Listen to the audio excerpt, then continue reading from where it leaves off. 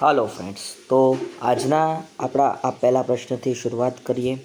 તમે જોઈ રહ્યા છો પહેલો પ્રશ્ન કંઈક આવો છે: વેપાર દ્વારા શું થાય છે? તો સ્વાભાવિક છે, ઓપ્શન ઉપરથી તમને ખબર પડે કે ભાઈ વેપાર દ્વારા શું થતું હોય. ભાઈ તો વેપાર દ્વારા ઉત્પાદનમાં વિવિધતા આવે. શેમાં ભાઈ? ઉત્પાદનમાં વિવિધતા તમને જોવા મળે છે. આજના સમયમાં વિદેશ વેપારમાં કયું સાધન સૌથી વધુ ગતિશીલ બન્યું છે? તો જો આમાં તમે જાણો ને તો ઘણા લોકો કન્ફ્યુઝ થાય, પણ હકીકતે પાઠ્યપુસ્તક મુજબ આજના આ આધુનિક સમયમાં વિદેશ વ્યાપારમાં સૌથી વધુ ગતિશીલ સાધન બન્યું હોય ને તો એ છે નિયોજન શક્તિ. બરાબર, નિયોજન શક્તિ. કેમ નિયોજન શક્તિ? કેમ? તમે જો રિલાયન્સ કંપનીની હેડ ઓફિસ આપણા જામનગરમાં આવી છે ભાઈ. બરાબર, જામનગરમાં આવી છે, પણ તોય રિલાયન્સવાળા તમને નેપાળમાંય જોવા મળે. બરાબર, તમને શ્રીલંકામાંય જોવા મળે. તો જો નિયોજન શક્તિનો પ્રભાવ છે એ. બરાબર, તો નિયોજન શક્તિ સૌથી વધુ ગતિશીલ છે. હા, શ્રમ પણ આવી શકે, પણ અત્યારે ઓપ્શનમાં નિયોજન શક્તિ માન્ય રહે. 2005 પછી ભારતના વિદેશ વેપારમાં શું નોંધપાત્ર ફેરફાર થયો છે? તો 2005 પછી વેપારનું કદ વધ્યું છે અને ભારતનો વેપારમાં ક્રમ પણ આગળ થયો છે. ભાઈ વેપારનું કદ વધ્યું છે અને ભારતનો વેપારમાં ક્રમ પણ કેવો થઈ ગયો છે? આગળ પડતો થઈ ગયો છે. ચોથો પ્રશ્ન: ભારતના વેપારના પરંપરાગત ભાગીદાર દેશોમાં કયા દેશનો સમાવેશ કરી શકાય? પ્રાચીન સમયથી ભારત જેની સાથે વેપાર કરતો, બરાબર, એને પરંપરાગત ભાગીદાર દેશ કહેવાય. અને એ દેશમાં આવે ઇંગ્લેન્ડ અને રશિયા. બરાબર, ઇંગ્લેન્ડ અને રશિયા આવે છે. ખાસ યાદ રાખજો. વેપાર તુલા એટલે શું? તો વેપાર તુલા એટલે વસ્તુ વેપારની, એટલે કે દ્રશ્ય વેપારની તુલા. બરાબર, દ્રશ્ય વેપારની તુલા. ખાસ યાદ રાખજો ભાઈ, વેપાર તુલા એટલે શું? પૂછાવાલા એક ક્વેશ્ચન છે તમારી પરીક્ષામાં. ત્યારબાદનો પ્રશ્ન આપણે પહોંચી ચૂક્યા છીએ. લેણ દેણની તુલામાં કેટલા ખાતા હોય? તો જો લેણ દેણની તુલામાં 2 ખાતા હોય ભાઈ. લેણ દેણની તુલામાં ખાતા કેટલા હોય? 2 હોય. કયા કયા સાહેબ? તો એક ચાલુ ખાતા આવે, બરાબર, એક ચાલુ ખાતા આવે અને એક આવે મૂડી ખાતા આવે ભાઈ. બરાબર, તો 2 પ્રકારના ખાતા હોય છે. ખાસ યાદ રાખવું ભાઈ. બરાબર, પૂછાવાલાયક પ્રશ્નો કહી શકાય. નીચેનામાંથી કઈ બાબત વેપારને લાગુ પડતી નથી? ઓપ્શન તપાસી લેવાના એટલે તમારો જવાબ આવે. જો વેપારને વિનિમયની વાત લાગુ પડે, ધંધાની વાત લાગુ પડે, નફાની વાત લાગુ પડે, લાગણીઓની વાત લાગુ પડતી નથી. એટલે અહીંયા ડી ઓપ્શન સાચો જવાબ બને છે. નીચેનામાંથી વિદેશ વ્યાપારનું કારણ કયું નથી? વિદેશ વ્યાપારનું કારણ કયું નથી આવું કીધું તો ઓપ્શન તપાસીએ. ઉત્પાદન ખર્ચમાં તફાવત, આ લાગુ પડે ભાઈ. ટેકનોલોજીકલ પ્રગતિમાં તફાવત, આ લાગુ પડે. સાધનોની ઉપલબ્ધિમાં તફાવત, આ લાગુ પડે. રાષ્ટ્રના નામમાં તફાવત, તો આ લાગુ પડતું નથી.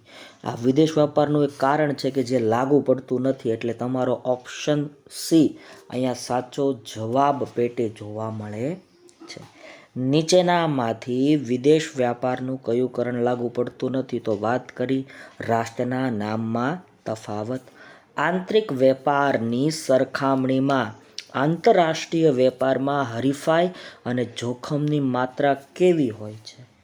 તો આંતરિક વેપારની સરખામણીમાં આંતરરાષ્ટ્રીય વેપારમાં હરીફાઈ અને જોખમની માત્રા કેવી હોય છે ભાઈ? તો ખૂબ જ ઊંચી હોય છે ભાઈ. કેવી હોય?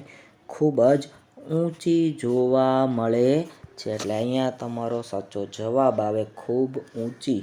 બરાબર, વિશ્વ વેપાર સંગઠન WTO, વર્લ્ડ ટ્રેડ ઓર્ગેનાઇઝેશન, નો હસ્તક્ષેપ કયા પ્રકારની પ્રવૃત્તિમાં જોવા મળે છે? તો WTOનો હસ્તક્ષેપ વિદેશ વેપારમાં જોવા મળે છે ભાઈ, બરાબર, વિદેશ વ્યાપારમાં જોવા મળે છે. નીચેનામાંથી કયા પ્રકારની આર્થિક પ્રવૃત્તિ સૌથી વધુ પડકારો ધરાવે છે? તો તમે જોઈ રહ્યા છો અહીંયા ડી ઓપ્શન છે ભાઈ, વિદેશ વેપાર કરવાની જે પ્રવૃત્તિ છે ને સૌથી વધારે પડકારો ધરાવતી હોય ભાઈ. એમાં નેટ નવા પ્રશ્નો આવતા હોય, બરાબર, વસ્તુ લીગલ છે, ઇલીગલ છે, આવા અનેક પ્રશ્નો આવતા હોય, એટલે આમાં પડકાર જોવા મળે છે. આગળ વધીએ, 12મો પ્રશ્ન. ઘરેલું વેપાર કરતા આંતરરાષ્ટ્રીય વેપારમાં ગ્રાહકોને સંતોષ આપવો એ શા માટે અઘરો છે? તો 12મા પ્રશ્નમાં સાચો જવાબ આવે છે પસંદગીઓ તથા મૂલ્યોમાં તફાવત હોવાના કારણે. પસંદગીઓ તથા મૂલ્યોમાં તફાવત હોવાના કારણે આવું બનતું હોય છે. ઇતિહાસકાર એગન્સ મેડિસનની શોધ મુજબ 18મી સદીના મધ્યગાળાથી આજ સુધી વિશ્વની વસ્તીમાં કેટલો વધારો થયો છે?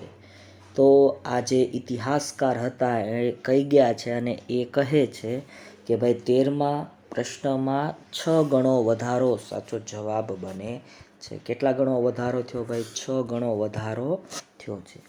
ઇતિહાસકાર એગન્સ મેડિસિનની શોધ મુજબ 18મી સદીના મધ્યગાળાથી વર્તમાન દાયકા સુધી વિશ્વ વેપારમાં આશરે કેટલા ટકા વધારો થયો છે? તો 14મા પ્રશ્નમાં મિત્રો જવાબ આવે છે તમારો 140 ગણો ભાઈ, બરાબર. તમારો સાચો જવાબ શું બને છે ભાઈ? 140 ગણો તમારો સાચો જવાબ બને છે. ખાસ યાદ રાખજો ભાઈ. નેક્સ્ટ ક્વેશ્ચન તરફ આગળ વધીએ તો 15મો પ્રશ્ન પણ કંઈક આવો જ છે ભાઈ. ઇતિહાસકાર એગન્સ મેડિસિનની શોધ મુજબ 18મી સદીના મધ્યગાળાથી પ્રવર્તમાન દાયકા સુધી વિશ્વના ઉત્પાદનમાં આશરે કેટલા ટકા વધારો થયો અથવા કેટલા ગણો વધારો થયો? તો 60 ગણો ભાઈ. જવાબ શું આવે છે? 60 ગણો સાચો જવાબ બને છે. ભારતની નિકાસોના વૃદ્ધિદરની સરખામણીમાં તેની આયાતોનો વૃદ્ધિદર કેવો રહ્યો છે? તો તેનો જે આયાત દર છે ને એ વધારે રહ્યો છે. નીચેનામાંથી કઈ વસ્તુઓની આયાતને વિકાસલક્ષી આયાત કહી શકાય? તો આમાં જવાબ આવે ટેકનોલોજી ભાઈ. ટેકનોલોજીની આયાત કરો તો એ વિકાસલક્ષી આયાત કહેવાય. વર્તમાન દાયકામાં કયા પ્રકારની આયાતોમાં નોંધપાત્ર ઘટાડો થવાથી ભારતે સ્વનિર્ભરતા પ્રાપ્ત કરી છે? તો 18મા પ્રશ્નમાં મિત્રો સાચો જવાબ આવે છે ખાદ્ય વસ્તુઓ. પહેલાં ભાઈ અમેરિકાથી ચોખા ને ઘઉં ને બધું આયાત કરવામાં આવતું હતું, હવે ઊંધું થઈ ગયું છે ભાઈ, બરાબર, યાદ રાખજો. સ્વતંત્રતાની શરૂઆતના સમયગાળામાં ભારતનો વેપાર કયા પ્રદેશ સાથે સૌથી વધારે હતો? તો 19મા પ્રશ્નમાં સાચો જવાબ આવે UK. UK it means United Kingdom. 2014-15માં ભારતના વિદેશ વ્યાપારમાં કયા પ્રદેશનો ફાળો મોટા પ્રમાણમાં રહ્યો? તો 20મા પ્રશ્નમાં સાચો જવાબ બને છે એશિયા ખંડનો, બરાબર. એશિયા ખંડનો ફાળો સૌથી વધારે રહ્યો છે. ભારતમાં હુંડિયામણનો દર ઊંચો થાય ત્યારે ભારતના ચલણનું આંતરરાષ્ટ્રીય બજારમાં મૂલ્ય કેવું ગણાય છે? તો ત્યારે ભારતનું જે હુંડિયામણ છે એનો દર જો ઊંચો થાય ત્યારે ભારતના ચલણનું આંતરરાષ્ટ્રીય બજારમાં મૂલ્ય ઘટ્યું આવું સાબિત થાય, બરાબર. દેશની સરહદ પાર થતા વેપારને શું કહેવાય? તો એને વિદેશ વેપાર કહેવાય ભાઈ. વિશ્વ કક્ષાએ વેપારમાં સહયોગ કરતી સંસ્થા એટલે WTO, વર્લ્ડ ટ્રેડ ઓર્ગેનાઇઝેશન. સાહેબ ઇન્ટરનેશનલ મોનેટરી ફંડ નો આવે, એ નો આવે જવાબમાં. WTO જ તમારો સાચો જવાબ બને છે. 30 વર્ષમાં વ્યાવસાયિક સેવાઓના વેપારમાં દર વર્ષે ખાલી જગ્યા ટકા વધારો થાય છે. કેટલા ટકા વધારો થાય? 7%, 7%, બરાબર, 7%. 1980થી 2011માં વિકાસલક્ષી દેશોનો નિકાસમાં ફાળો કેટલો વધ્યો છે? તો 25માં મિત્રો 47%, બરાબર, 47% સાચો જવાબ છે. હવે થોડીક આંકડાકીય માહિતી આવશે. સજાગ રહેવાનું, વિડીયોને લાઈક કરી દેવાનો, શેર કરી દેવાનું, કમેન્ટ સેક્શનમાં કમેન્ટ કરતી રહેવાની. નેક્સ્ટ ક્વેશ્ચન, 1980થી 2011માં વિકાસલક્ષી દેશોનો આયાતોમાં ફાળો કેટલા ટકા વધ્યો છે? તો 26માં આવે 42%, બરાબર, 42%. 26માં 42% સાચો જવાબ બને છે. આગળ વધીએ. 2014-15માં વિશ્વ વેપારમાં ભારતનો હિસ્સો કેટલામો હતો ભાઈ? તો 27મો પ્રશ્ન છે. એમાં જવાબ આવે 2.07%, બરાબર, 2.07%ની વાત છે. વિશ્વમાં નિકાસમાં ભારતનો ફાળો કેટલો છે 1951થી 1960? તો એમાં આવે 1.4%, 1.4% સાચો જવાબ બને છે. આગળ વધીએ.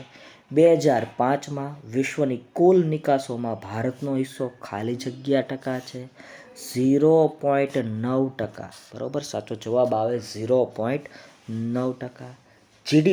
GDP it means gross domestic પ્રોડક્ટમાં વર્ષ 1981માં ભારતના વેપારનો ટકાવારી હિસ્સો કેટલો હતો? તો આમાં 30મા પ્રશ્નમાં સાચો જવાબ આવે છે ભાઈ 12%, બરાબર, સાચો જવાબ શું આવે? 12%.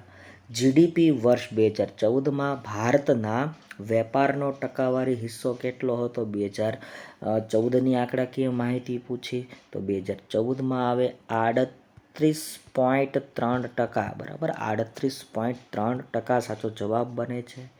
જો હુંડિયામણનો દર નીચો જાય તો રૂપિયાનું ખાલી જગ્યા વધે. શું વધે ભાઈ? રૂપિયાનું મૂલ્ય વધે, બરાબર, ઘટે પણ ખરા, બરાબર. જો અહીંયા એવું કીધું કે ભાઈ હુંડિયામણનો દર નીચો જાય ને તો મૂલ્ય, જે રૂપિયો છે એનું મૂલ્ય વધે, પણ ઊંચો જાય તો મૂલ્ય ઘટે. એટલે બે યાદ રાખવાનું. ચાલુ ખાતા અને મૂડી ખાતાના સરવાળા ને ખાલી જગ્યાની તુલા કહેવાય ભાઈ. આને શું કહેવામાં આવે? તો આને લેણ દેણની તુલા કહેવાય, બરાબર.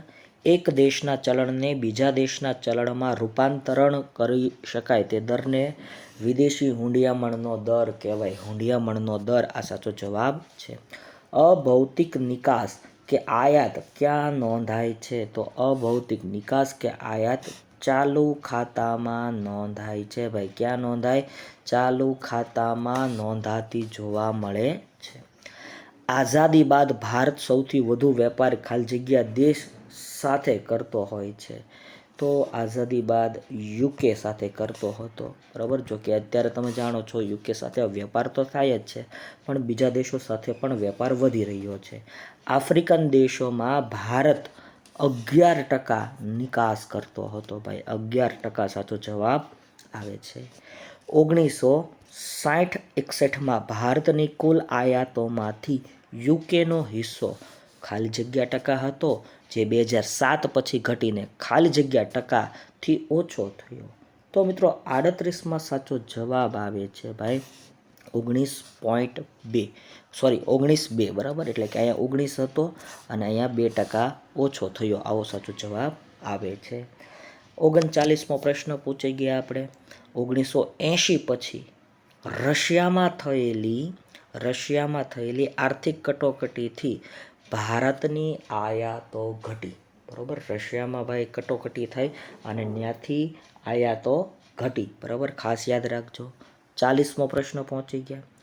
વર્ષ 2014-15માં એશિયન દેશોની નિકાસોમાં ભારતનો હિસ્સો કેટલો હતો? તો 40મા પ્રશ્નમાં સાચો જવાબ આવે છે 50%, 50%. ભારત માટે હુંડિયામણનો દર ઘટે તો શું થાય છે? હુંડિયામણનો દર ઘટે એટલે નિકાસમાં ઘટાડો થાય, બરાબર, નિકાસ ઘટે, આ ઓપ્શન સાચો બને. ભારતમાં હુંડિયામણનો દર વધે તો શું થાય, બરાબર, તો રૂપિયાનું મૂલ્યમાં શું ફરક પડે, તો રૂપિયાનું મૂલ્ય ભાઈ ઘટે છે, બરાબર, ઘટે છે. વાત કરીએ આપણે, ખાસ યાદ રાખજો ભાઈ, બરાબર. ચલો આગળ વધીએ નેક્સ્ટ ક્વેશ્ચન તરફ. મૂલ્ય ઘટે છે. માત્ર દ્રશ્ય વસ્તુની નોંધ ક્યાં થાય છે, તો 43માં મિત્રો સાચો જવાબ આવે છે વેપાર તુલામાં. ક્યાં થાય છે, વેપાર તુલામાં. 2014-15માં ભારતે સૌથી વધુ આયાતો ક્યાંથી કરી છે, તો સૌથી વધારે આયાતો ભારતે ક્યાંથી કરી છે ભાઈ, કયા જગ્યાએથી કરી છે, આવો પ્રશ્ન છે ભાઈ, બરાબર. ફરીવાર આપણે થોડુંક જોઈએ. 2014-15માં ભારતે સૌથી વધારે આયાતો એશિયન દેશોમાંથી કરી ભાઈ, એશિયન દેશો સાચો જવાબ બને છે. 2014-15માં કુલ નિકાસમાં પેટ્રોલને લગતી નિકાસોનો હિસ્સો ખાલી જગ્યા ટકા છે. કેટલા ટકા છે ભાઈ, તો 18.5% છે ભાઈ, 18.5%. ખાલી જગ્યા વર્ષ બાદ ભારતમાં આયાત નિકાસનું સ્વરૂપ મૂળથી બદલાયું છે. તો 1991 પછી ભાઈ ઘણું બધું પરિવર્તન આવ્યું, કેમ કે 1991માં ભાઈ આર્થિક સુધારા થયા, તમે જાણો છો, બરાબર. નેક્સ્ટ, વર્ષ ખાલી જગ્યા બાદ ભારત વિશ્વનો ઝડપથી વિકસતો જતો દેશ બન્યો. કયા વર્ષ પછી, તો 2000ની સાલવારી પછી ભારત વિકસિત જતો, બરાબર, વિકસતો જતો, સૌથી વધારે વિકસતો દેશ બન્યો, બરાબર. વિકાસશીલ દેશ કહેવામાં આવે છે, ધોરણ 8ની પાઠ્યપુસ્તકમાં છે, હજી પણ એ જ છે. ખાલી જગ્યા વિકાસલક્ષી આયાત કહેવાય તો આરોગ્ય, કૌશલ્યો, અનાજ, યંત્રો, તો યંત્રોની આયાત વિકાસલક્ષી આયાત કહેવાય, બરાબર.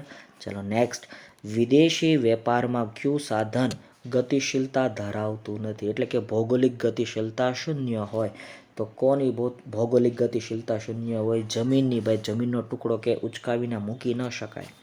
આંતરિક અને આંતરરાષ્ટ્રીય વેપારમાં તફાવતનું મુખ્ય કારણ કયું છે, તો આમાં મિત્રો સાચો જવાબ આવે ભાઈ હરીફાઈના કારણે આવું થતું જોવા મળે. વિડીયો ગમે તો લાઈક કરો, શેર કરો, કમેન્ટ સેક્શનમાં કમેન્ટ કરો, અને આવા નવા વિડીયો જોવા માટે અમારી આ ચેનલને સબસ્ક્રાઈબ કરીને રાખો.